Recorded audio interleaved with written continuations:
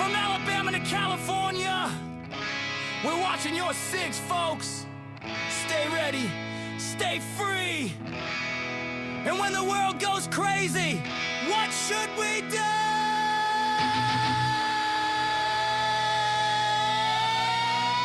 Drink up, sing it fast. It's the Denton and Sasquatch show. Two voices you ought to know. From prepping tips to politics, they tell it straight. No tricks from Dixie to the Golden Coast.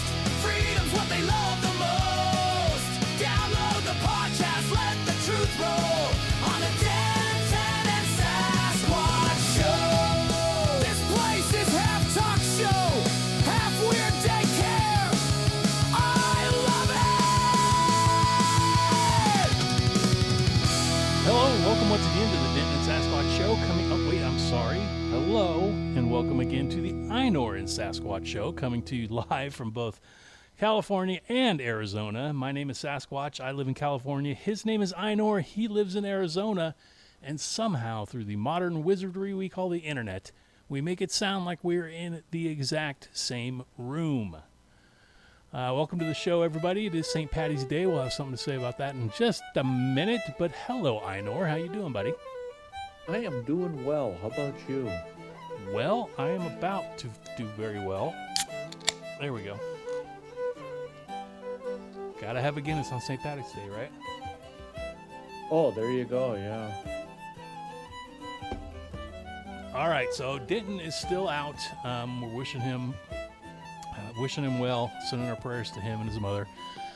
Not sure when he's going to be back, but, you know, that's all right. We got Inor here. We got me here.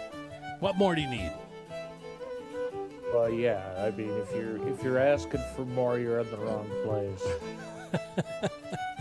Oh, man, I so want to make a picture with our logo on there that says, if you're asking for more. That would be funny. All right. Oh, you know what? Well, hold on. We've got breaking news.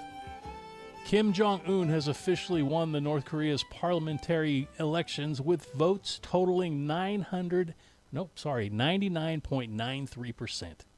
Wow. Who would have saw that coming? Yeah.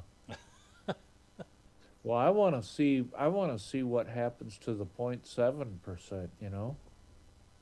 Oh, yeah. I mean, don't they usually shoot those guys with, like, anti-aircraft guns or something? I was going to say they need a little bit of target practice, so they have those 0.7%. Yeah. Yeah, I said it was St. Patty's Day. It is. This is not a St. Patty's Day show. We'll probably talk about it for a minute, but hope everybody's having a good time. Stay safe, all that jazz. How do you celebrate St. Patty's Day, Inor? Well, I'm not Irish and I'm not Catholic, so I mean, I grilled a couple of steaks tonight, you know? How about you? You're drinking a Guinness. Well, I mean, you don't have to be Irish to... Or what's the saying? Everybody's Irish on St. Patty's Day? Well, yeah, except I'm Norwegian, so my ancestors, you know, we took great pride in subjugating the Irish, so... You're just going to go with the whole ancestral line, huh? Pretty much, yeah. Well, my wife made corned beef and cabbage, which I think is delicious, and I enjoy it, so I'm glad she made it. It's the one time of the year I get it. So I'll just be happy that I got that. Yeah. Oh, and my Guinness. I forgot about that. Yeah.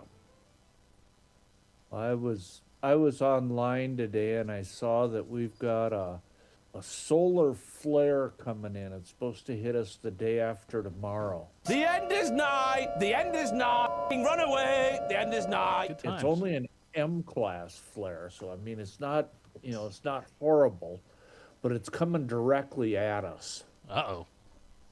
I mean, this one's going to be a direct face shot, just like Mike Tyson, you know? And the YouTube guy that I watched, this guy, Stefan Burns, he puts out a YouTube all about what's going on with space weather. He puts one out just about every day, and I think he's called like 617 of the last one cataclysms that have hit the Earth. Wow. Yeah, so he's saying that yeah, we're gonna get smacked. So, I made sure that I made up some really good beef tenderloins tonight since it may be my last meal ever. So, Well, I mean, it's it's like when you get executed, you got to have one of your favorite meals for the last meal, right? yeah, yeah. Well, there you are. Well, you said something about a rant, and that was your rant, right? That was my rant. That was your rant. So we're gonna go with my rant now, Please. and it's a California rant, and I know how much everybody loves California, but we got this new thing going. It's called SB 948. Permit to purchase bill is what it is. Right now, to buy a gun, you have to take a test, a gun safety test, and it's probably 20 questions, and they're all pretty basic. Keep your hand off the trigger, know what's behind the target, yada yada yada. The 5 basic gun rules, and then a couple other questions. But now, instead of that, this permit to purchase bill wants to make you take 8 hours of classroom lessons and 1 hour of live fire training at your expense. Now, for one, this puts a burden on people that don't have a lot of money. Yeah. If you're poor, or as the Democrats say, if you're black, you can't afford this. Yeah. So you got to do the training. You got to pay for it. You got to take time off of work. It's 9 hours altogether. I don't know if you have to do them consecutively or if you can space it out between days. I don't know how it works. You know what? I don't think they know how it works because they never do when they come up with this crap. But, yeah, you got to do all that and take the test and pay for the test. So you're looking probably at $500 to $600 extra just to buy a gun. Holy. Well, and like every time that I bought a gun here, I've had to take the safety test, the actual test, but I've never had to do the classroom and the 1 hour live training. And now if I buy a gun, I'll have to do all that crap. And it's like, well, I've already passed the test. Why do I have to do this? You know what I mean? Yeah. This was voted on by 6 people. So your Second Amendment in California is decided upon by 6 people. It was voted on by them. It's a God-given right, but we still have to ask the Democrats if we can do it. Here is the 6-person committee that voted. A guy named Aragon, who was yes. A lady named Theodo, who was a no, which is surprising because she's a Democrat. Caviero was a yes. Reyes was a yes. Perez was a yes. And Wiener was a yes. You know Wiener, right? Oh, God.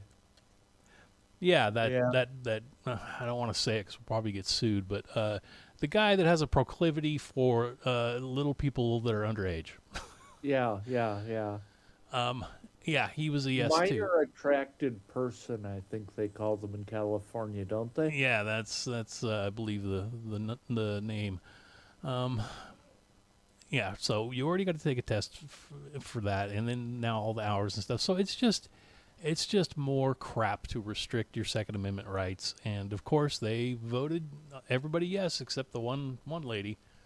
But yeah, so come to California, everybody.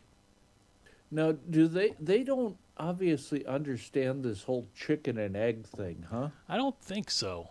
I don't think at all. You're out to buy your first pistol, right? And you have to qualify at the pistol range. Well, if you don't have a pistol to practice and to get proficient with it, how do you pass the test? Yeah, I didn't even think about that. I don't know. Maybe you have to go to the range first and rent a gun. I don't know. Yeah, there's another couple $100, huh? Yep. And like I said, I don't know. They don't. I'm sure they don't know.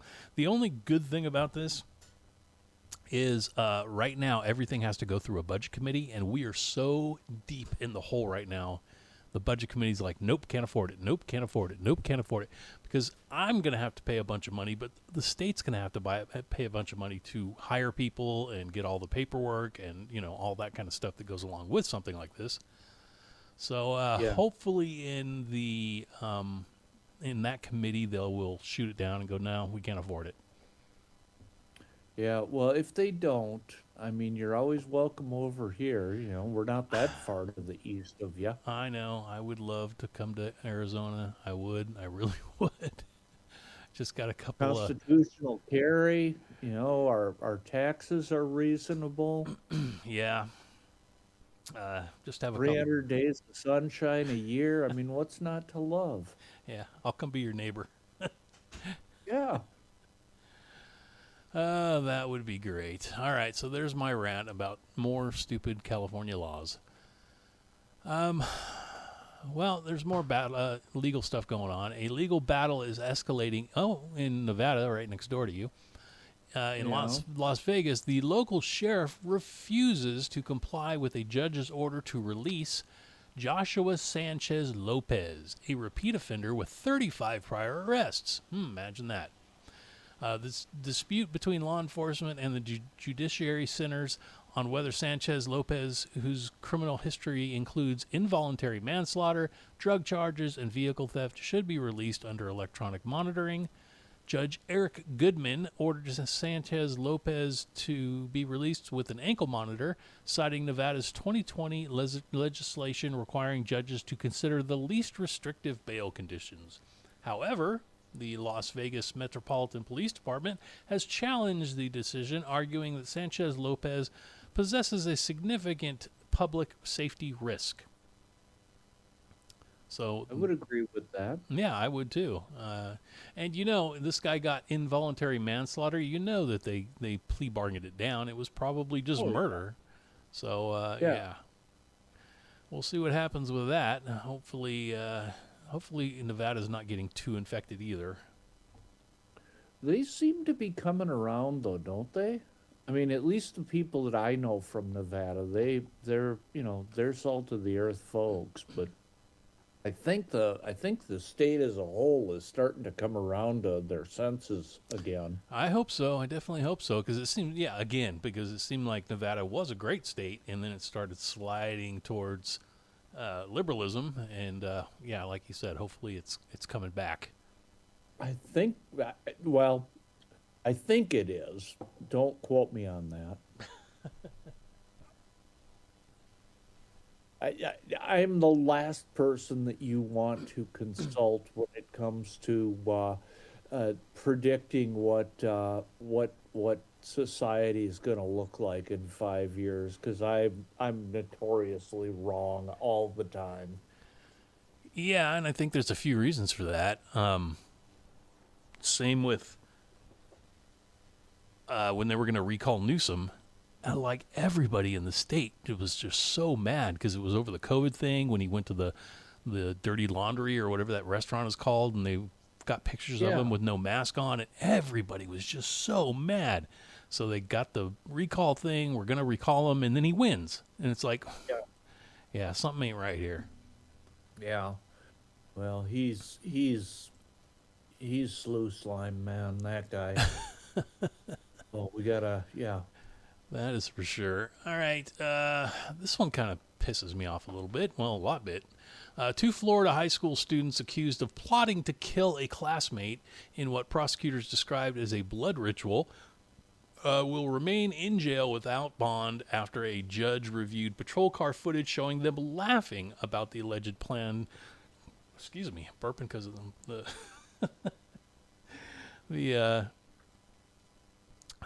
beer is getting to me. You still there? Yes. Okay, I heard some kind of. Sir. I heard some kind of bing, so I didn't know if I lost you. You dropped out there. Oh, okay. Just as you were talking about the Florida teens doing a blood ritual. Oh, okay. Yeah, they were doing a blood ritual, and they were caught on the police footage from the patrol car laughing about the plan. Both students at Lake Brantley High School in Altamonte Springs were arrested in late January after authorities investigated an anonymous tip submitted to the app Fortify Florida. Both teens have been charged as adults with attempted premeditated murder, attempted felony murder, and other counts. Prosecutors stated in court filings that the victims reportedly reminded Valdez of Adam Lanza, the Sandy Hook Elementary School shooter. She believed if she killed the victim, she would have a blood bond with Adam Lanza, which would resurrect him from the dead, prosecutors wrote. Prosecutors told the court the girls planned to slit the victim's throat and drink his blood. Lippert allegedly supplied the gloves, chocolate, flowers, and cigarettes and helped sharpen the knife in the school bathroom in support of the murder plot. She also drew graphic and disturbing sketches of the victim for Valdez, according to prosecutors. Wow. Okay, where do we even begin here? Yeah, a lot to unpack.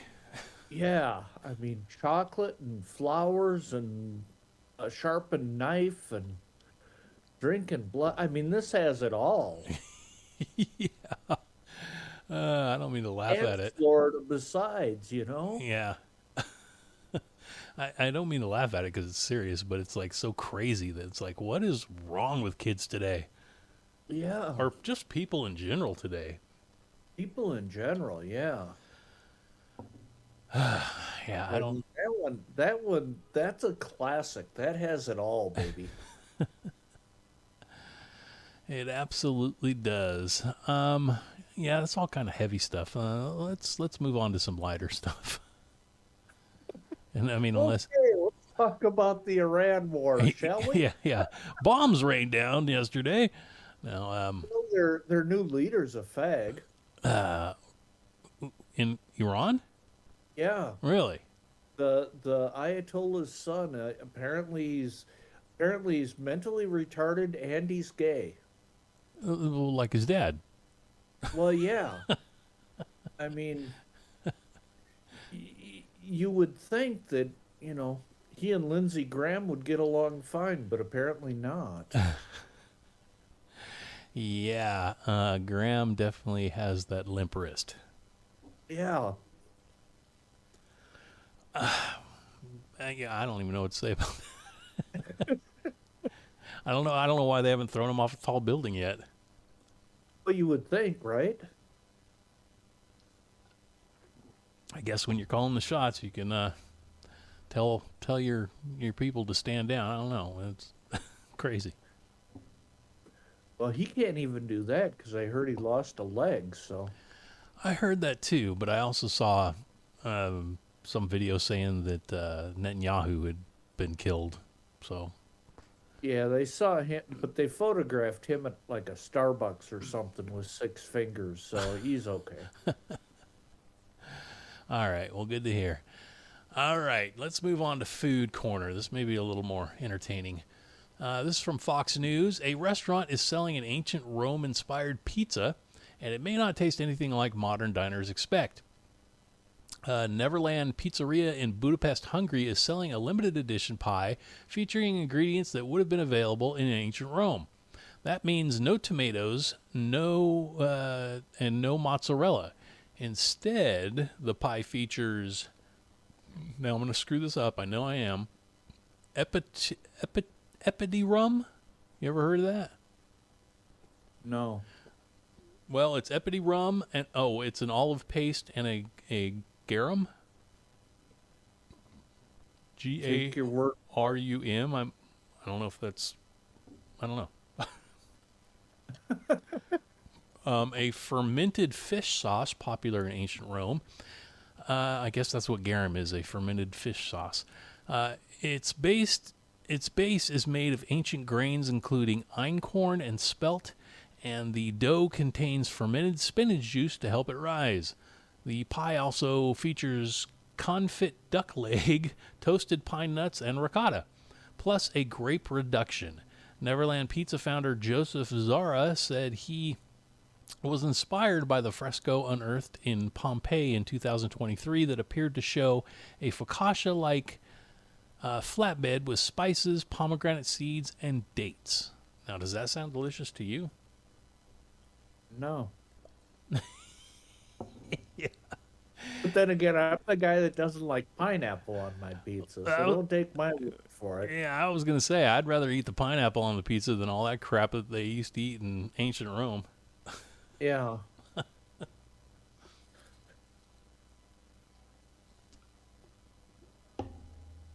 All right. From Food Corner, we'll go to Science News. Angelinos in need of a quick buck are signing up for a futuristic side hustle where humans get paid to help artificial intelligence understand the art of our everyday movements. And now, cash-strapped Californians, hungry for the extra income, are reportedly schooling the systems on how-tos of mankind. Instawork, a San Francisco-based that dubs itself a flexible labor marketplace, is behind the push. Willing subjects wear headbands with phone mounts on which they're able to secure cellular devices or cameras and record themselves doing housework and other menial tasks. The data is then used to train AIs on how to act. I need to do chores anyway, Salvador Arcigia, a part-time bot tutor, told the Los Angeles Times. Now I get a chance to get paid to do it. The piece of cake post can pay up to $80 for 2 hours of footage. Other costs include your dignity, your job when AI takes over, and your pride. I added the last paragraph in there. Now, see, I view this as positive. Of course, I'm a glass half full kind of guy, right? Oh yeah, you are. So what I would do if it were me, I would get this hardware and find a bunch of fentanyl people and strap the hardware on all the fentanyl people, right? So that the robots learn how to act like fentanyl people, and they're doing that funky walk down the street where they're bent in half and stuff. Yeah, the zombie walk. I mean, how cool would that be, right? It would be funny. I would enjoy it. I mean, I think we're on to something here. That's what I'd do. Or take a video of a gay rave and let the robots all dance in the streets. I guess I've never. Well, I mean, I'm not from California, so I don't see gay raves, but I can just imagine. All right, this one's from the California Post. A new survey ranking the sexiest American accents suggests the fastest way to someone's heart might just be through their vocal cords, and the results may surprise you. Language learning platform. We used to say that about a gal in high school, you know? What's that? We used to say that about a gal in high school. The best time was through her vocal cords. But Yeah. that was another matter entirely. Yeah, it might be just a tad different, but I get where you're going. All right, language learning platform Babbel polled 2,000 single Americans, and when they say that, they mean women probably, and found that the... all right, so what accent do you think is the sexiest? I have no idea. You have no idea? Believe it or not, it is the Southern drawl, spanning Texas, Georgia, Alabama, Mississippi, the Carolinas, Tennessee, and Arkansas. Okay, I guess I can see that. Yeah, I'm stumbling over myself. I could see that too, but I didn't think most of America would see that. Yeah. Well, I mean, you put that accent up against, say, a Boston accent, you know. I mean, there's no contest there. Yeah, getting to Harvard Yard. Yeah, and you can't understand a word those people say. Well, I try not to talk to them. Yeah. With the likes of like McConaughey, I can see why women would like that draw. Yeah, I suppose. Apparently, that slow, syrupy twang is doing something right. The accent's elongated vowels and relaxed cadence often come across as warm, confident, and charming, traits that translate well in romance. Okay. So there you go. If you got a country twang to your voice, you can pick up the ladies. I guess, yeah. I have to start working on that. Yeah, your Minnesota accent blended with country drawl. Which you probably don't even think you have a Minnesota accent, but you actually do. Yeah, I would imagine I do. I have for 49 years there, so. Where were you born? Minneapolis. Oh, okay, so you were born there. All right. Okay, we used to say this at the end of every show, but we're going to use it here. We're doomed. Now, you and I know, have a little bit of a background as preppers, right? Might say that.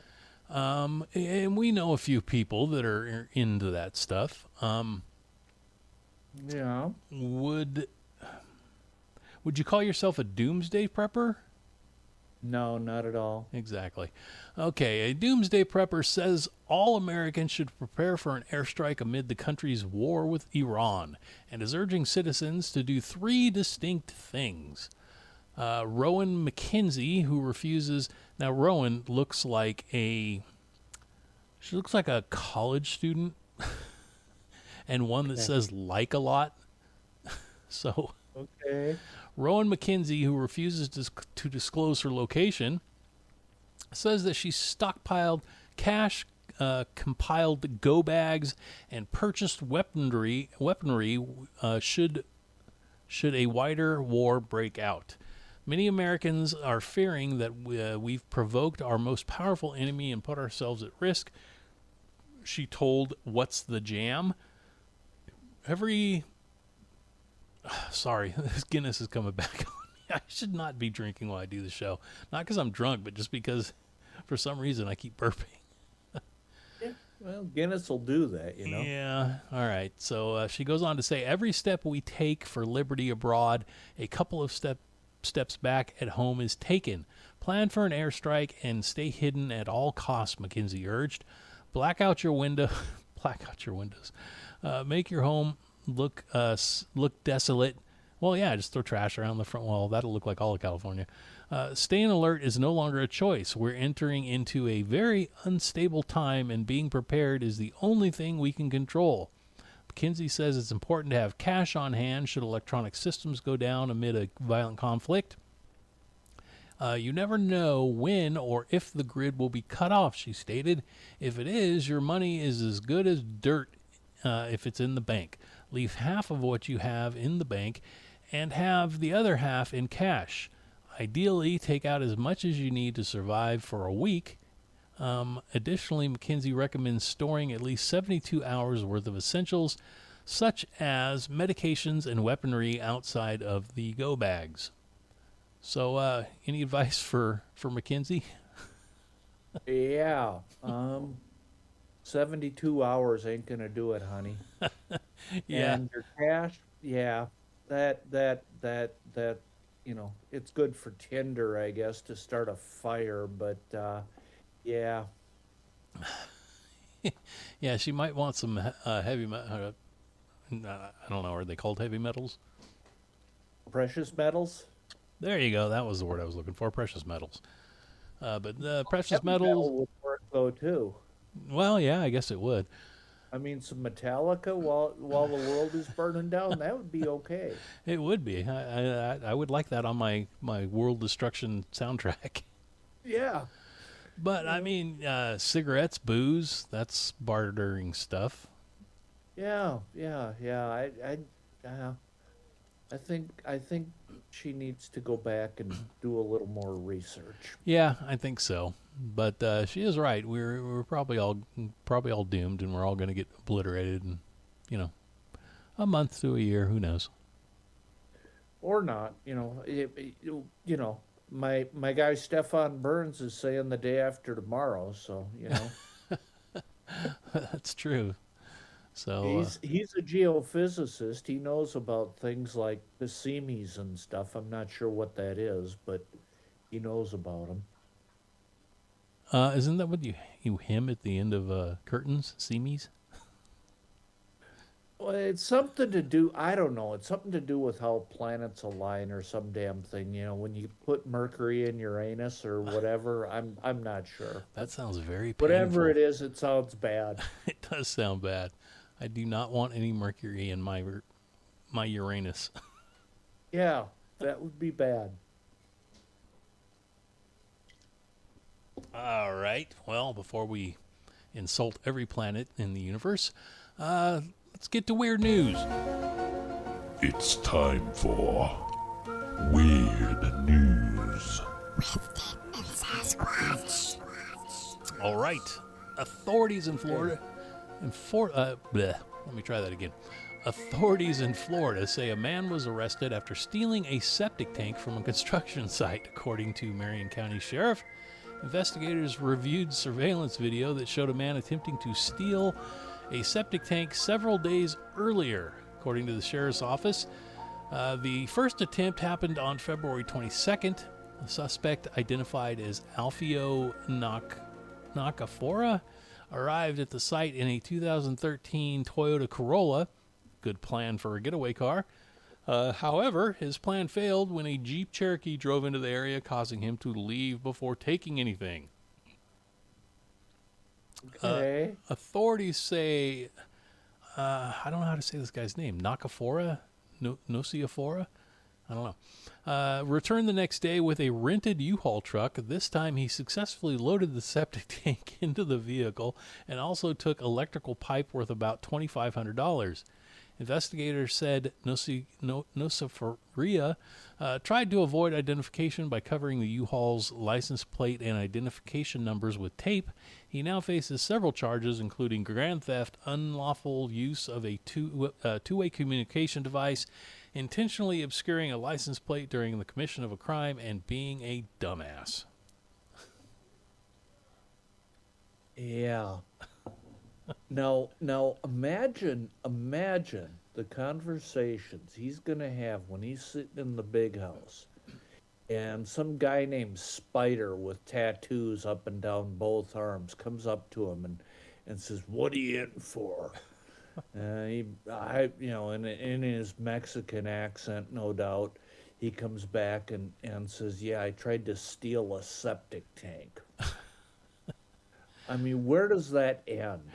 Yeah, That doesn't end anywhere pleasant for him. no, it does not. Yeah, it's crazy. I don't know if you saw the video of this, but I did see the video, and you see him pull up, and there's like a big, it looks like a forest behind him. He's in like a parking lot, and he goes into the forest, walks into the forest, leaving his car out there, but he's got a rope or chain or something, and he's taking it in with him. I'm like, what the hell is this video? And then all of a sudden he comes out, gets back in the car, and floors it, and you see a big septic tank come flying out of the bushes. So then I guess that's when the Jeep pulled up, and he got rid of ditched the plan, but went back the next night and got it. I don't know. Pretty crazy. Oh, that's wild. All right. Oh, you know what? Let me see. Let me scroll down here real quick just to make sure I did what I'm thinking I did.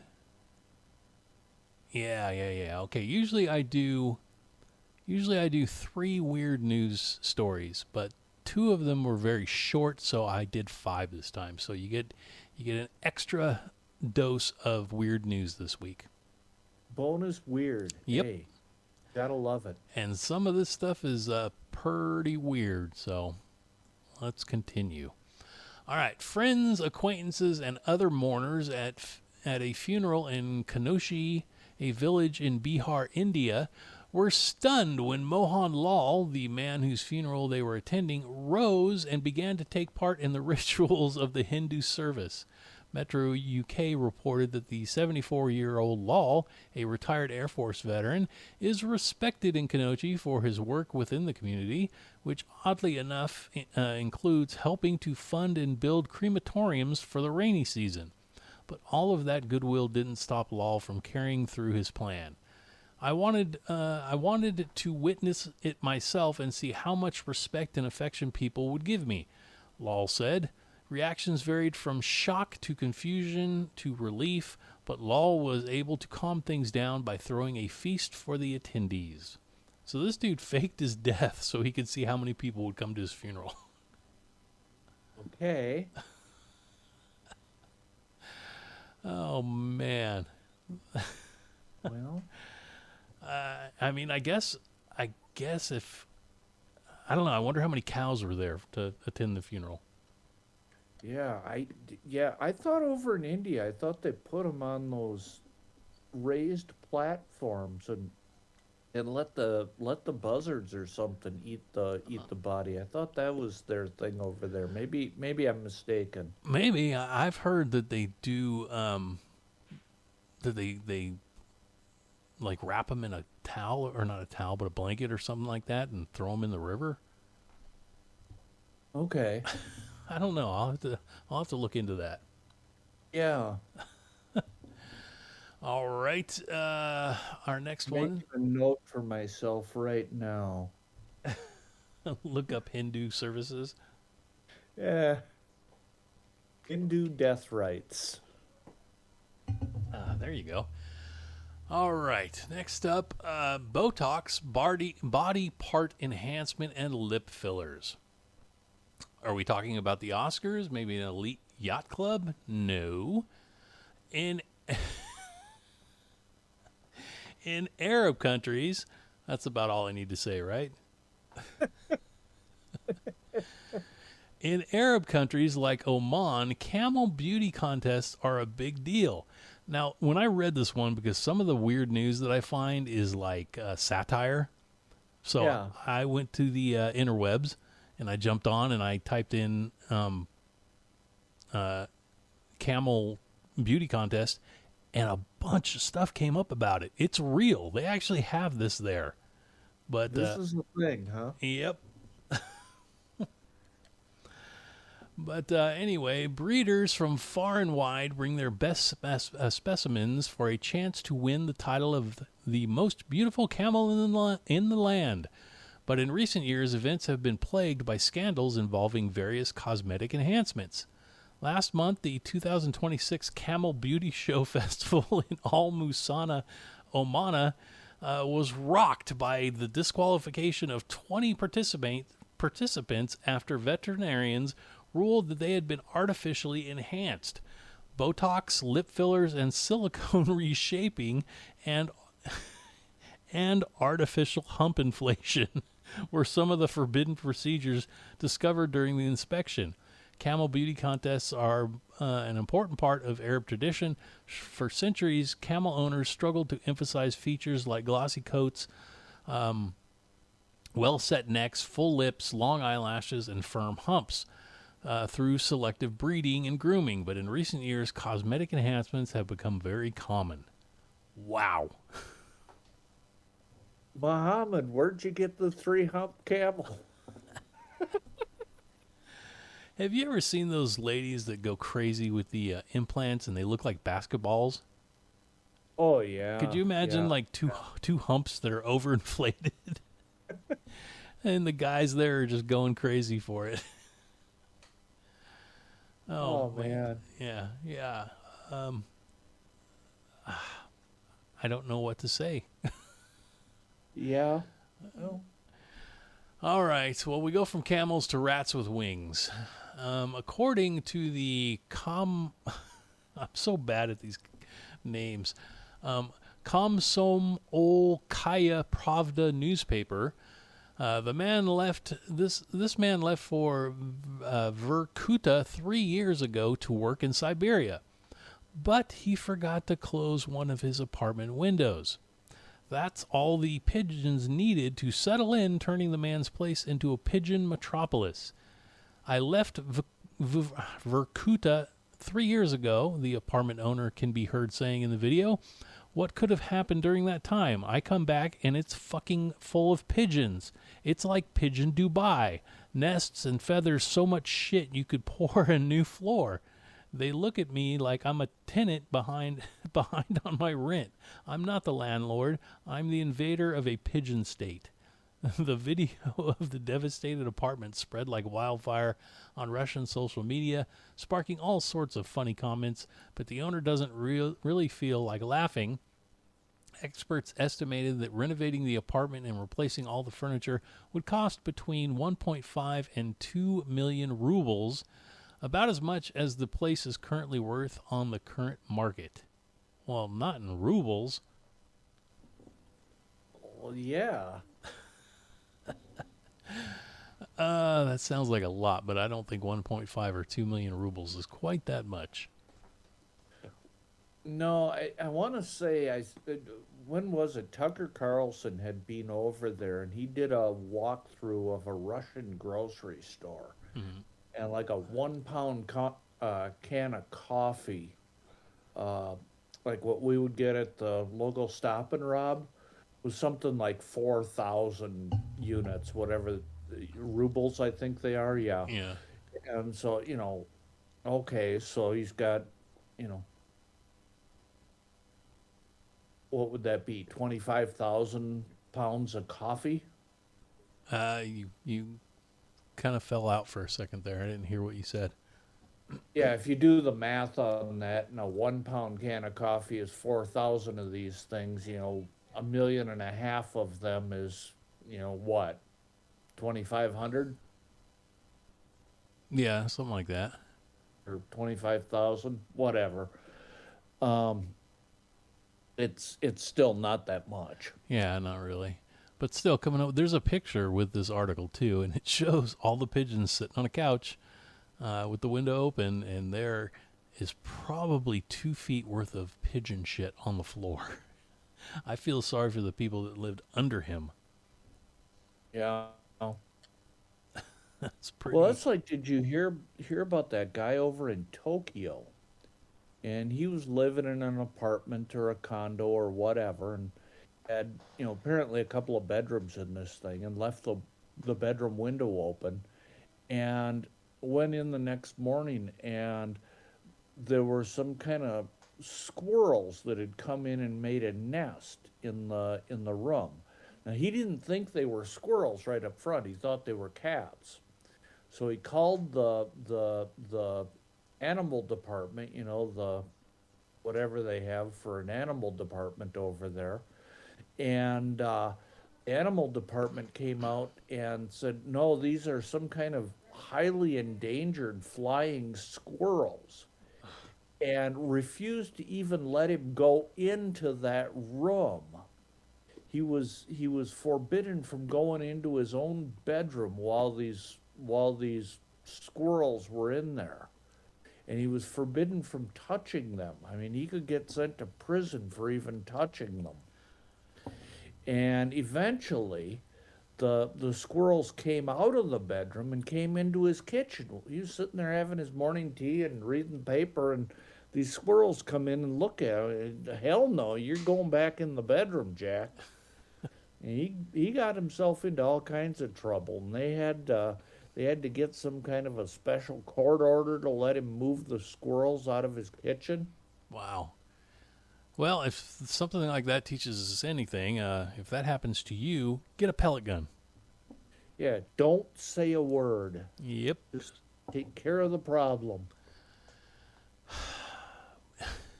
Although that kind of goes back to the prepper chick, doesn't it? I mean, that would never happen to her. She'd just eat them, You would think so, but yeah, you never know.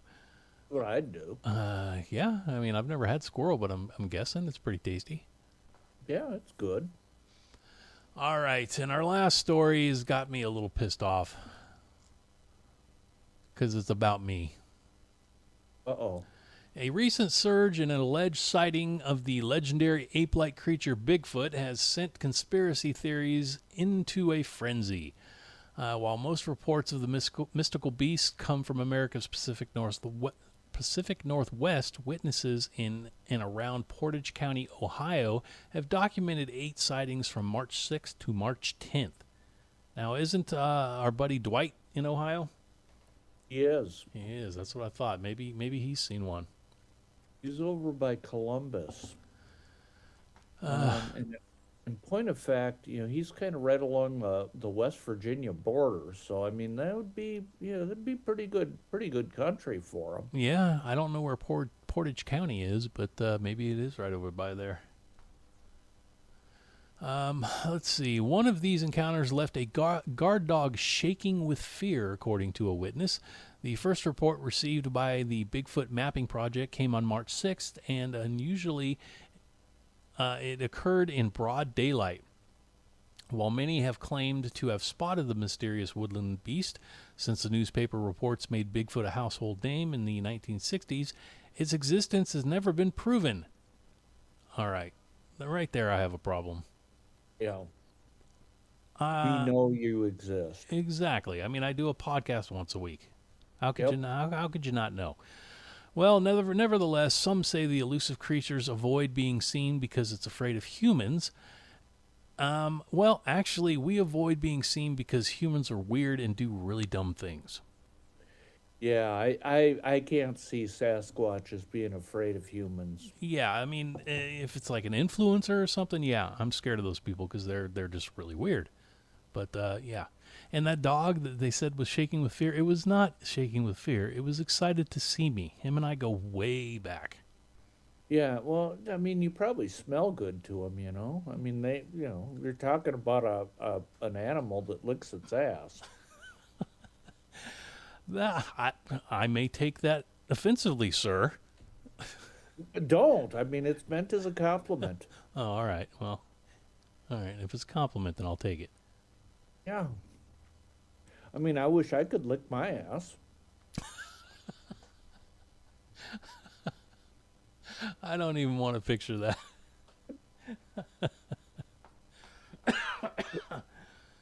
Well, with that said, let me just give out our email in case anybody wants to ever email us, which they don't seem to do very often unless they're asking about OTP.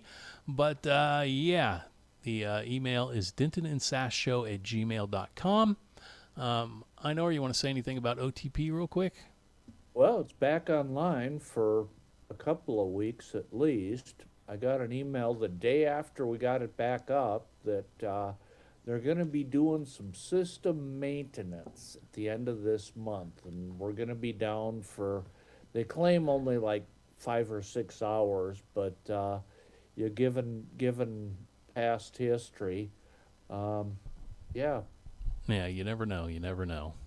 Yeah, most of you know my email and have my phone number and whatever. So if you go out there and it's not there, let me know.